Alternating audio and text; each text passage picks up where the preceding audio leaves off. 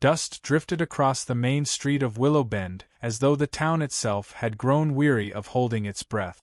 The evening sun pressed long shadows against the storefronts, and yet the silence of the people standing there was louder than any gunshot could have been. They circled her. Mei Lin, a woman with eyes dark as river stones and skin marked by the long journey that had carried her across oceans.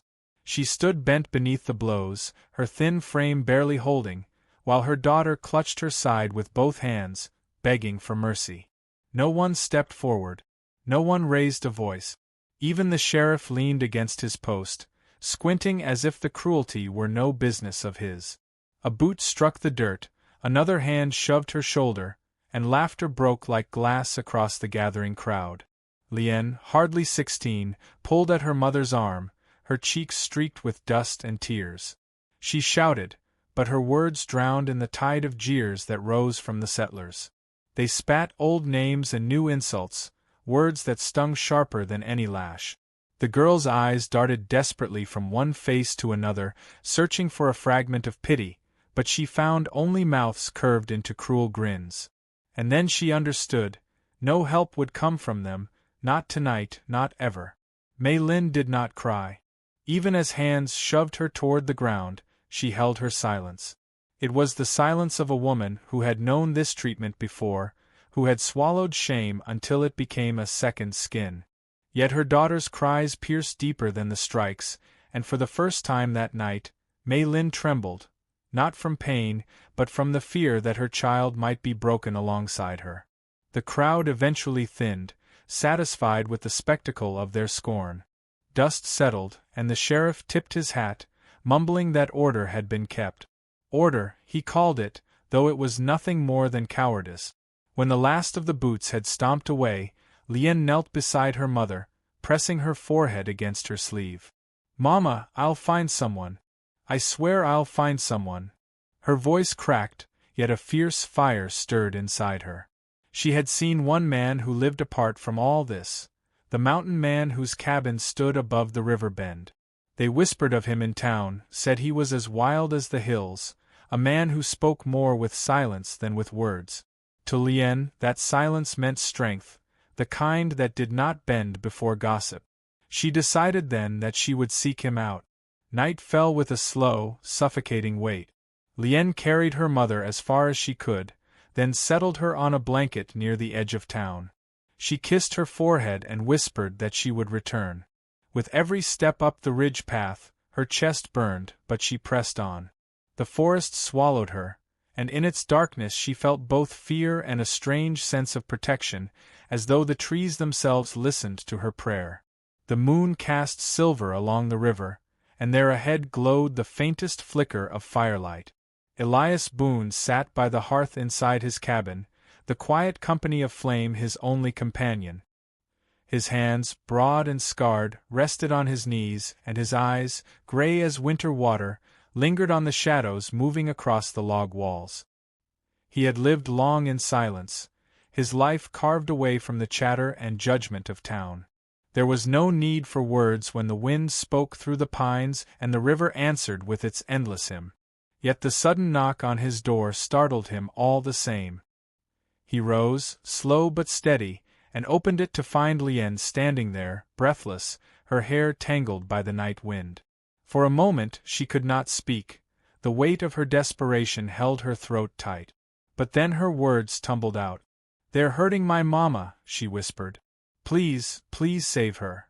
Her voice cracked on the last word, the plea tearing free from her chest, like something that had been waiting too long. Elias studied her in the quiet way he studied storms moving over the valley.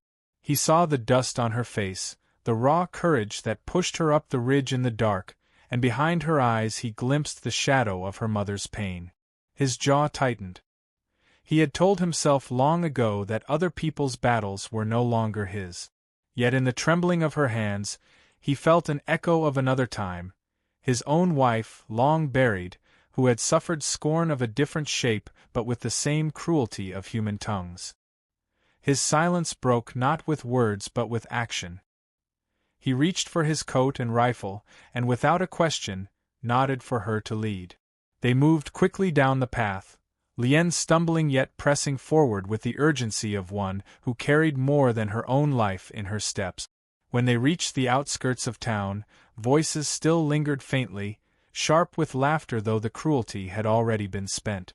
Elias did not stride into their midst with fury. He walked as though he belonged to another time entirely, his calm presence more unsettling than any show of rage could have been. Settlers shifted uneasily when his shadow fell across them, and though no word passed his lips at first, the weight of his silence pressed on them heavier than a loaded gun. He knelt beside Mei Lin, who lay weary in the dust, her body bruised but her gaze steady even now. He lifted her carefully, the strength in his arms gentled by respect. A murmur rippled through the onlookers, but no one dared step forward. His voice, when it came, was low and unhurried. "She walks with me now. Nothing more, nothing less." He turned and carried her away, with Lien at his side, and the crowd did not follow. They watched, whispering, as the three figures disappeared into the dark, swallowed by the ridge and the forest beyond. For once, gossip had no teeth. For once, silence belonged not to cruelty but to protection. By the time they reached his cabin, the fire inside had grown low, yet it offered enough warmth to remind them that the world could still hold gentleness. Elias laid Mei Lin on a cot, drew the blanket over her shoulders, and without asking for thanks, tended the fire again. Lien sat beside her mother, eyes wide with both fear and hope, watching this man who had chosen to stand when no one else would.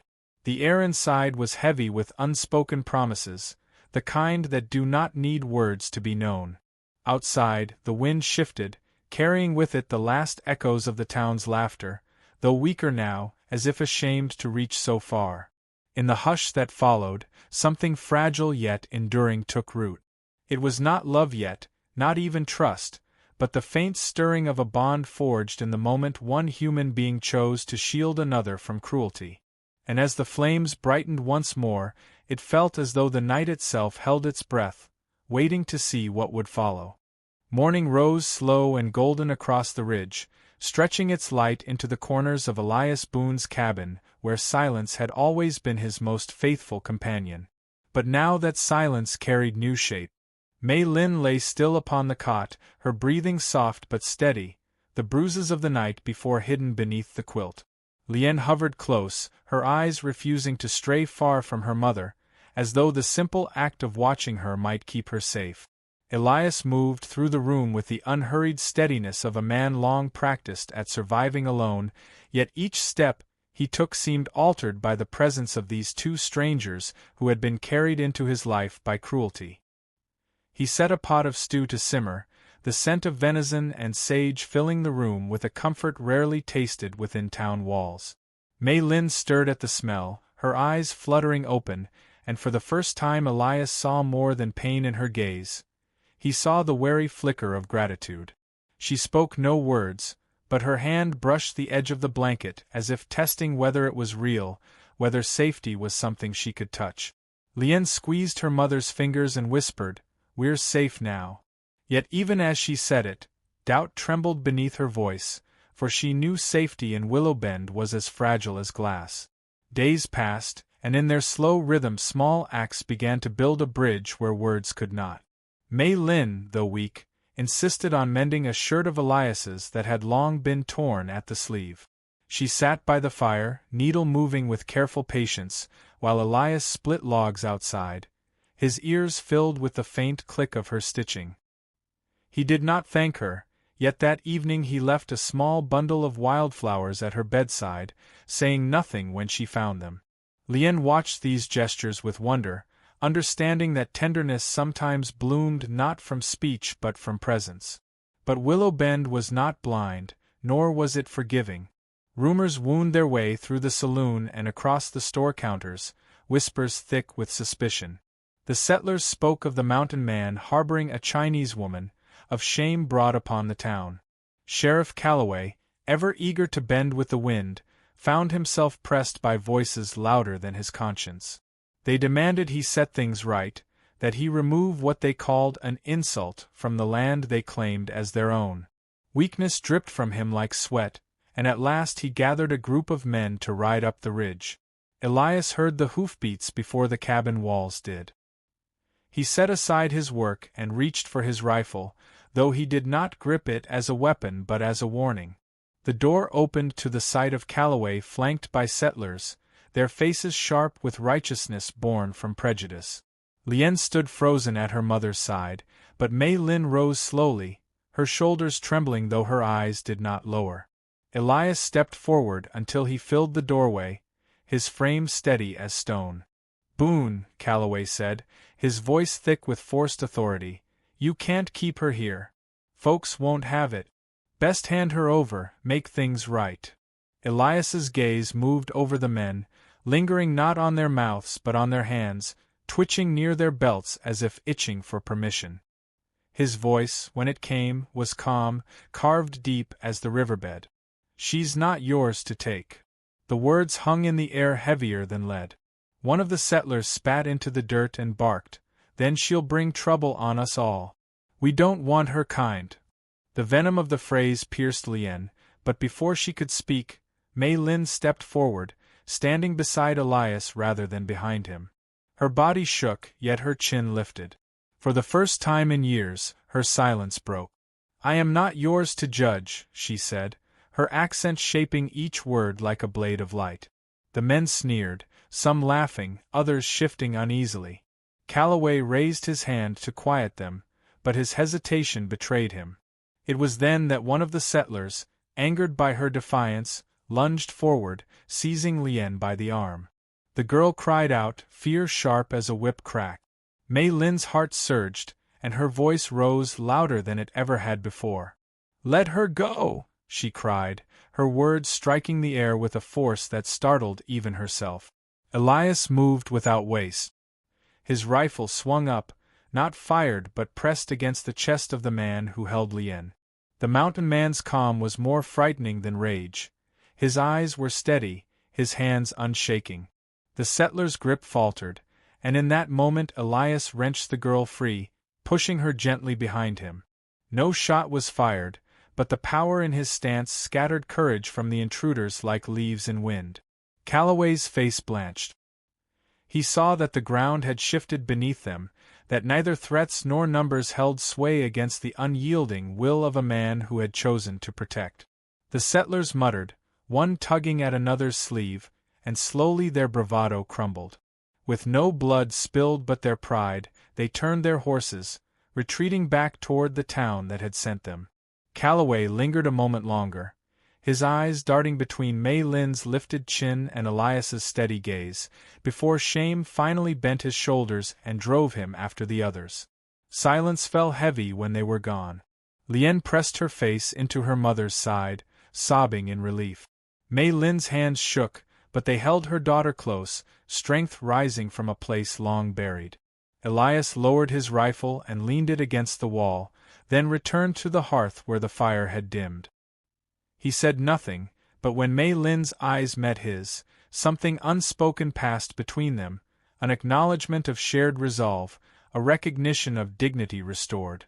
That night, the three of them sat together around the table, bread and stew passed without ceremony.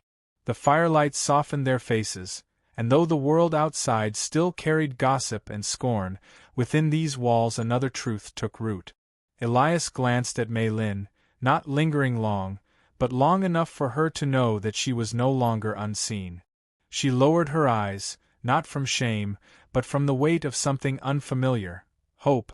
The wind rattled against the shutters, carrying faint echoes of town talk, but those echoes no longer owned her.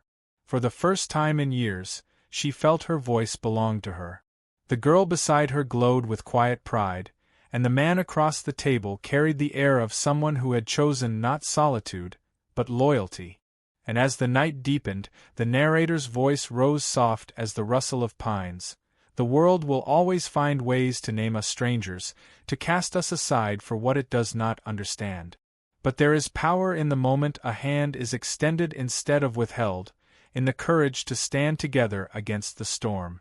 Remember this, dear listener, sometimes salvation is not the thunder of might, but the stillness of two souls choosing to rise, side by side, when the world demands they bow. Word count 1000.